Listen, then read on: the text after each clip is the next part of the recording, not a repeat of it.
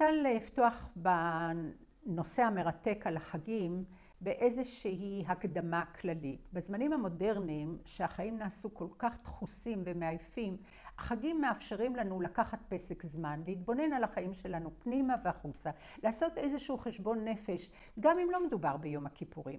החג הוא תחנה עם סימן עצור. האם מה שאני עושה הוא נכון? האם היעדים שהצבתי לעצמי מצדיקים את המחיר? האם המחיר שאני משלם מתייחס רק אליי, ולרוב זה בלתי אפשרי, כי אדם לא חי בריק? מה תגובת הסביבה שלי לאורך חיי?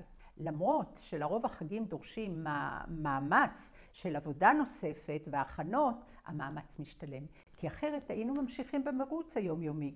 וכדאי לכן לנצל את החג לשקט החשיבתי של לוח השנה מזמן, ולערך המיוחד בתוך מערכת הערכים היהודיים והבינלאומיים שמגיעים עם החג. אני חושב שלימוד חגים כחלק ממורשת ישראל בכלל, חשובה לילדים, במיוחד אם נציג זוויות חדשות. במיוחד אם נציג את המקורות השונים שמספרים להם. במיוחד אם נציג מסורות שונות שקיימות בעם, וכל עדה וכל קבוצה תרבותית פיתחה את הגישה שלה ואת המסורות שלה לחג הזה. וזה יכול מאוד להעשיר את הילדים מבחינה תרבותית. תשרי, ראש השנה, ראשית ההתחדשות. המילה באה מן המקור הארמי תשריטו, שפירושה בעברית התחלה. כבר בתקופת המקרא היו שתי התחלות לשנה. התחלת השנה באביב, בחודש הראשון שהוא חודש ניסן, שבו יצאו בני ישראל ממצרים וחגגו את חג הפסח. והתחלה נוספת הייתה בסתיו, בחודש השביעי. הוא חודש תשרי, שמציין את סוף השנה החקלאית, האסיף, ואת תחילתה של שנה חקלאית חדשה.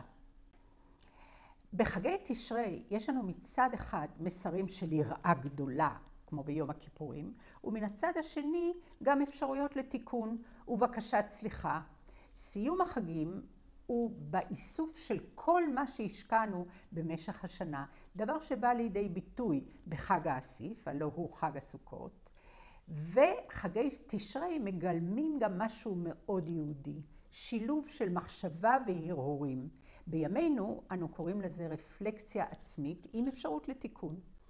לצד הוקרה והערכה של מה שהטבע והעבודה הקשה מעניקים לנו באמצעות היבולים הממשיים שאנו אוספים, ישנם גם היבולים הרגשיים והרוחניים שטיפחנו במהלך השנה. התחלה היא הזדמנות לשינוי, לתיקון ולשיפור, הן במישור האישי והן במישור החברתי-לאומי. זו הזדמנות נפלאה מחד גיסא לסכום את העבר ולתכנן תוכניות לעתיד. העובדה שאפשר להתחיל דברים רבים מההתחלה נותנת תקווה. זה נכון לנו כמורים עם תלמידים, זה נכון לילדים והורים, זה נכון לבני זוג, זה נכון בין חברים ובין עמיתים לעבודה. יש אפשרות ואפילו הזדמנות לתיקון וכדאי לנצלה. זכורה לי חוויה מימי ילדותי.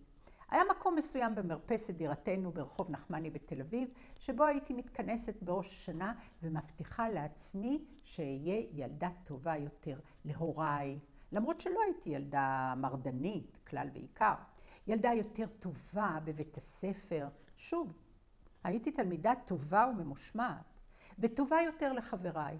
מדוע דווקא במרפסת ומדוע דווקא בפינה המסוימת איני יודעת. אבל מדוע דווקא בראש השנה? זה ברור. זה הזמן לעשות חישוב מסלול מחדש. ישנה איזושהי תחושה של סיכום והתחדשות.